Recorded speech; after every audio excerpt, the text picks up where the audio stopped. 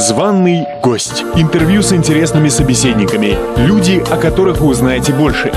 Званый гость на Республиканском радио.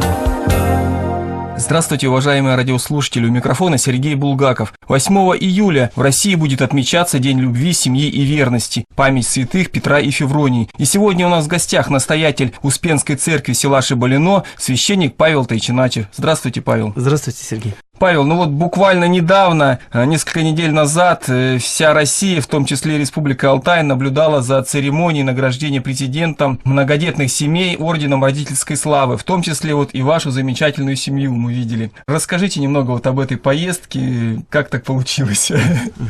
Орден родительская слава, он вручается и им награждаются семьи, у которых родилось и воспитывается более 7 детей, 7 более детей, и мы очень благодарны нашим землякам, руководству республики и района, которые нас к этому ордену представили. Я уверен, что много достойных семей в нашей республике, и не мы единственные, наверное, многие этого ордена заслуживают. Но в этот раз нам довелось побывать в Москве. Там вся эта поездка, в общем, была организована Министерством труда и социального развития, и сама церемония проходила 30 мая в Большом Кремлевском дворце. Там был очень хороший прием для участников этой церемонии. Всего было 8 многодетных семей, с каждого федерального округа по одной семье. Для участников этой церемонии было организовано очень хороший такой торжественный прием. И самое главное, что дети себя чувствовали очень хорошо раскованно. То есть, например, детям там было предложено и угощение, и мороженое, и мультфильмы они могли посмотреть в Большом Кремлевском дворце, и, там электронный тир проводили, обучение стрельбе сотрудники Федеральной службы охраны. И в Грановитой палате довелось детям даже там поиграть, в общем-то, в мяч и покувыркаться на этих царских коврах. И в царских палатах действительно звучал детский смех, гомон, и было очень праздничное настроение. И сами сотрудники администрации президента, которые нас там принимали, они сказали, что это одно из самых радостных событий, которые мы организовывали. Потом подумали и сказали: нет, самое радостное. Так даже. Скажите, вы сколько отроков своих брали? Да, мы сначала опасались, что такая продолжительная поездка, перелет. Большой город. Да, большой город. Там, нужно жить. Условия непонятно какие и так далее. Где-то там перемещаться по большому городу. В конце концов, приема президента. И мы опасались, что, может быть, младшие дети нагрузки этой не выдержат. И сначала решили взять только школьников с собой. Но потом нам позвонили организаторы этого мероприятия и сказали, что нет, поскольку сама церемония посвящена награждению многодетных семей, то будьте добры, всех с собой привезите. И у нас начиная от младшей Леночки, которой 1,5 года, и до старшей Кати, все дети, участвовали. И мы, с супругой тоже участвовали в этом удивительном путешествии. Для нас, конечно, это было очень радостно. И матушка Наталья, моя супруга, она первый раз побывала в Москве, вообще первый раз на самолете летала. И дети тоже, для них это было что-то такое удивительное, волшебное. Мы сравнивали, что Илья Муромец, о котором мы читали в легендах, в былинах, он летел на своем коне, на бурушке, выше леса стоячего, пониже облака ходячего. И полет на самолете, он, напоминал нам такой богатырский скок. Пачка, для наших радиослушателей давайте уточним, на данный момент сколько у вас детей? На данный момент, да. Я просто перечислю, а вы уж сами посчитайте. Старшая у нас Катя, ей 15 лет, потом идет Верочка, 13 лет, Макар, ему сейчас 11, Ефрем, ему 10 лет, Ваня, ему 8 лет, затем идет у нас Роман, 6 лет, Славик, 5 лет, Андрюша, которому 3 года, и Лена, которой 1,5 года. 9 детей, да? Так получается, да. Простите за такой нескромный вопрос. Еще планируете или как Бог пошел? Да, вы знаете, мы вообще это тайна, покрытая мраком. То есть мы особо никаких стратегий, себе не намечаем, как-то планирование семьи, что-то тактика, стратегия. Планы не строим. Да, планы никакие не строим. Как-то больше мы доверяемся вот естественному течению событий, вот поэтому Бог даст, значит, как там будет дальше, мы не знаем. В отношении внутри семьи, вот как они складываются? Ведь иногда вот приходишь с работы, у вас, я знаю, работа священника вообще это тяжелый труд. Иногда, наверное, охота какой-то тишины, уединения. Вот. Ну, здесь уже приходится прибегать и к военным хитростям. Я вспоминаю всегда анекдот, когда папа приходит с работы, дети говорят: папа, давай поиграем. Он говорит: давайте поиграем в мавзолей, я буду Лениным, а вы часовыми. Замечательный анекдот. Батюшка, ну вот, положа руку на сердце, скажите, вот в финансовом плане такую ораву детей поднять, собрать в школу, вот сложно бывает? Ну, орава, наверное, это не то слово, это лучше сказать колхоз, вот, потому что все же трудятся, все равно все как-то учатся, занимаются. Орава – это нечто более беспорядочное. Колхоз, коллективное хозяйство. Значит, ну, во-первых, зависит, конечно, от критериев, то есть вот по какие критерии благополучия у людей, да, то есть, конечно, если там ходить в золоте или в чем-то таком вот, в дорогой одежде от последних модных брендов, наверное, это было бы дорого, да, вот, но если одеваться скромно и со вкусом, как одеваются люди в селе, вот, ну, это обычная одежда, вот, ну, в общем, нам хватает. Я хочу поблагодарить также, вот, все-таки нам помогает и родная епархия, там получаем определенную помощь от нашей епархии. Это вот лично я хочу поблагодарить именно нашего владыку Калистрата, который дал такое распоряжение. Вот, ну, а в общем, я считаю, что мы живем как бы на среднем уровне. Вот мы не богаче живем и не беднее, чем, ну, в среднем люди вот в нашем райцентре Шабалино. Ну и, наверное, подсобное хозяйство, да? Конечно, у нас есть подсобное хозяйство, мы держим, значит, у нас вот корова, телята, куры обязательно, и огород. Вот, и все дети участвуют, в общем-то, вот почему я говорю, что колхоз, в общем, участвуют в работе, то есть там выходят копать и пропалывать картошку, сажать, допустим, девочки и старшие мальчики маме помогают в огороде поливать обязательно, а кто-то, значит, доит корову, вот, например, Макар у нас доит корову, и носят дрова, приносят уголь, да, могут затопить печку и так далее, и так далее. На самом деле, хотя дети еще не назвать их взрослыми, да, но вот то, что все они воспитываются в труде, и они видят, что вот такая организованная работа, уборка по дому, посуда, там где-то готовка даже участвует, да, конечно, это для родителей большое облегчение. То есть мы чувствуем, что это действительно опора для нас, это уже настоящие работники, вот, и поэтому это вот общее организованное сотрудничество, работа совместная, она дает свои плоды. Поэтому нет такого состояния, знаете, там, беспомощного, как вот там родители прям не знают, за что схватиться и как там кого одеть и накормить. Нет, всем хватает, слава богу, и крыша над головой, и хлеб на столе есть у всех. Ну, может, без роскоши. То есть и для детей, наверное, такой труд с малых лет приятный, с полезным, да, как говорится. Ну, не знаю, насколько он приятный. Наверное, все люди больше как бы расположены, ну, нормальное состояние для человека – это избегать трудностей, да, но этот труд, он воспитывает, этот труд, он формирует человека, вот, и дети с детства учатся преодолевать трудности и делать, ну, не то, что хочется всегда, а то, что надо, и я считаю, что это как раз именно нормальная, правильная атмосфера, правильное состояние для детей. Они понимают, что нужно обязательно делиться. То есть они всегда учатся думать о тех, кто рядом. Они понимают, что вот торт или там пирог, да, или это значит, не только для меня. Да, не только для меня, обязательно нужно разделить на всех, и тех, кого нет, тем надо оставить. Вот.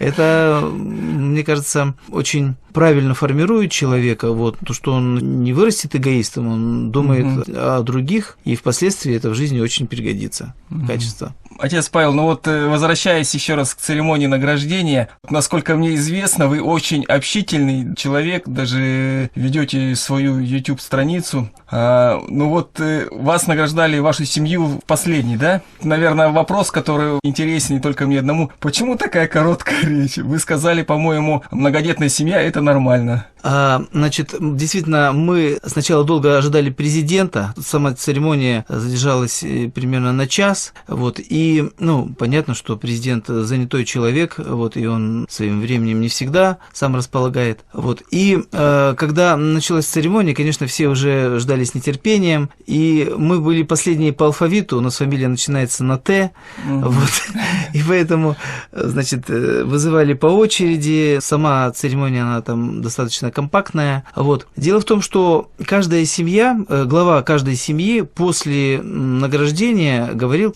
какую-то речь, да, вот. И все, в общем-то, во-первых, и поблагодарили уже президента, и благословили его именем Божиим, почти все там. Мне там даже говорить-то было нечего.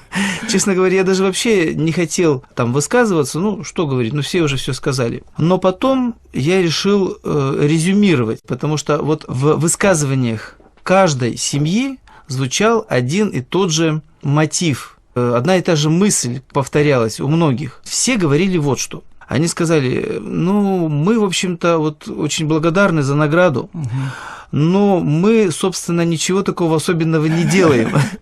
Вот, мы просто живем, мы просто, рождаются дети, мы по мере сил их растим, воспитываем. И, собственно говоря, мы не рассчитывали на какое-то особое внимание, хотя это очень приятно, но мы, в общем-то, никакого подвига не совершаем. Почти единодушно, по мнению представителей вот этих многодетных семей, это было так. И я просто эту мысль подметил и решил ее кратко сформулировать. Я сказал, что многодетная семья – это нормальная семья. То есть, подумайте сами, вот на протяжении веков, столетий люди жили вот такими большими семьями. Да, еще 100 лет назад, по статистике, то есть средняя российская семья, это было, 5-8 человек детей. То есть это была просто нормальная, обычная семья. И никто не награждал тогда там к царю во дворец, не приглашал за это, да?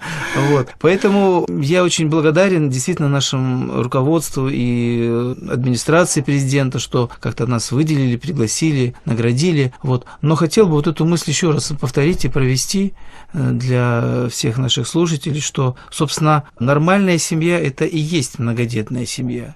Вот. А то, что сейчас с семьей происходит, как изменилось отношение, когда 3 ребенка считается уже много, это просто определенная деградация, я считаю. Вот, то есть 100 лет назад 2-3 детей считалось, маловато. У людей, может быть, они болеют, не могут много детей иметь. Вот. А обычная семья – это 5-8 человек. Многодетная считалась, 12-15, а 5-8 – это нормально. Батюшка, давайте для тех наших радиослушателей, кто, может быть, и мечтает о такой большой семье, но сомневается, расскажите, почему многодетная семья – это не только нормально, но еще и классно? Классно. Ой, вообще, почему нам нравятся дети вообще? Любой человек из наших слушателей, кто взрослый, кто постарше, наверное, скажет, да, с детьми общаться нам нравится. Много их или мало, или это один ребенок, но всегда радостно общаться, потому что дети – это самые чистые, непосредственные, любящие существа, можно сказать, на земле, да, то есть это действительно чистые сердцем, они говорят то, что думают, они стремятся любить и быть любимыми, то есть это действительно, можно сказать, ангелы. И многодетная семья – это классно потому, что, собственно, ты окружен, по сути дела, ангелами. Которые заставляют тебя всегда быть, на такой правильной, хорошей, позитивной волне, можно так сказать, да, потому что ты всегда общаешься с любимыми детьми, которые тебя любят, ты для них являешься авторитетом, можно так сказать, да. И ты сам пребываешь в состоянии любви. Да, наверное. Конечно, они нуждаются в поддержке, и эта поддержка, в общем-то, тебе по силам, это не является чем-то таким невозможным, но разве трудно поиграть в Ленина и Часовых, допустим, И поэтому сама среда, можно сказать, многодетной семьи, она такая полная любви. А любовь – это то, чего людям вообще не хватает. У нас сейчас все можно выписать. Интернет-магазин Али, например, да, там квадрокоптер, не знаю, автомобиль, стулья, кровать. Только нельзя выписать из Китая любовь. А это то, чем именно нас одаривают дети.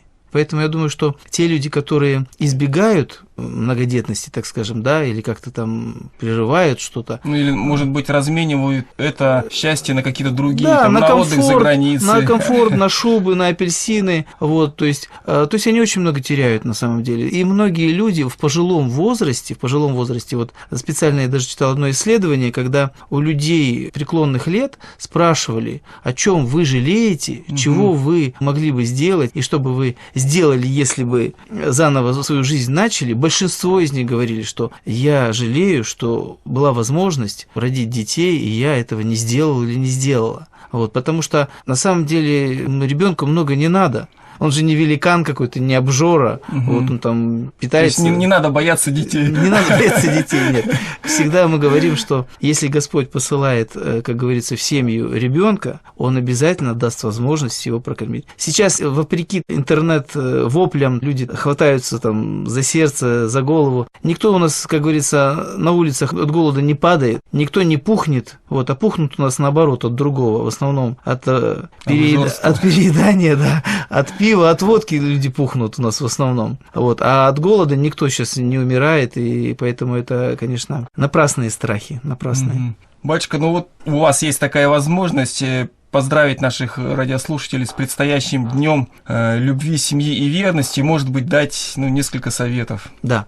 Вот я сейчас хотел бы обратиться особенно к людям, которые вот действительно к молодым семьям, к тем, кто свою жизнь сейчас только начинает и, возможно, вот задумывается о том, чтобы построить свою семью. А я хочу сказать, что очень важно жить по-христиански. Да. Вот если нас спрашивают, а в чем вот секрет ваш, да, мы говорим, да нет никакого секрета, мы просто стараемся жить по-христиански, и вот сама христианская жизнь, устои, традиции, заповеди, да, так скажем, да, которые Господь нам дал, они позволяют человеку, если он старается их хотя бы соблюдать, позволяют сохранить душевное равновесие, открывают разум, дают силы и физические, и духовные для того, чтобы жизнь была полной, счастливой, правильной.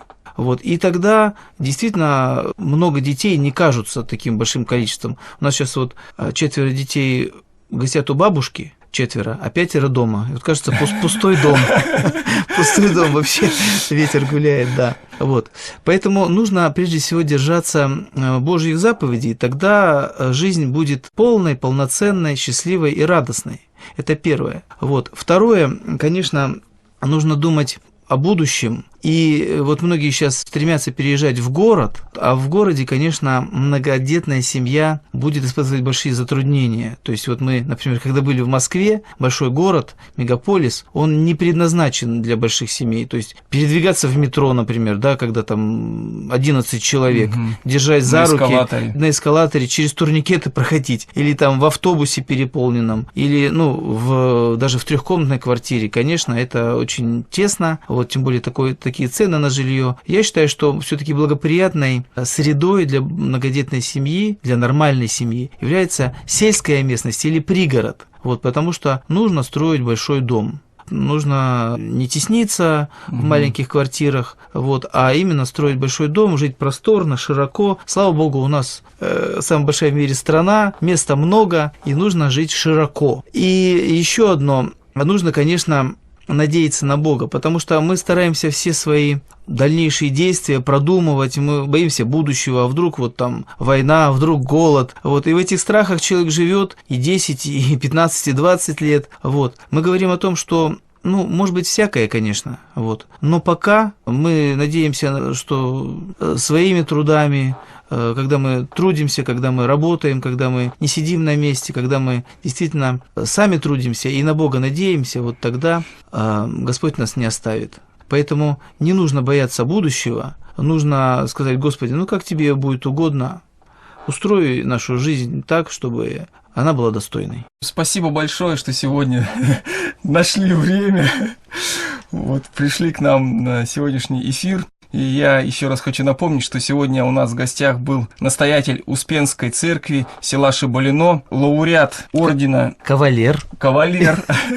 ордена Родительской славы, священник Павел Тайчиначев. Спасибо большое. Званый гость. Интервью с интересными собеседниками. Люди, о которых вы узнаете больше. Званый гость на Республиканском радио.